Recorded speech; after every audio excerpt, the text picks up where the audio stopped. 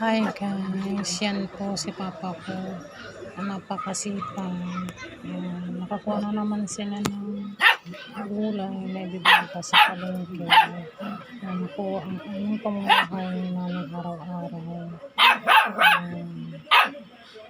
Salamat po sa blessings ulit. At binigyan niyo po sa amin. Yan, kahit pa paano, nakakuha na naman si papa ko ng maraming gulay na ibibinta nila na madaling araw.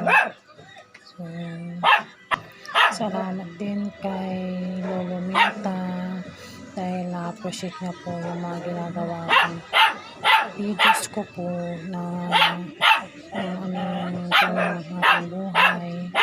So, ayan. Bili na po kayo ng mga gulay. Sa ganitong tulad namin, sa sitwasyon namin, sana ganito ang pagtuunan nyo ng pansin. Salamat po sa mga walang sawang sumusuporta po sa akin, sa mga followers ko po, sa mga nagbibigay ng stars po sa akin, at nakikita nyo din po kung ano po yung tunay na aking buhay. So, salamat po sa lahat.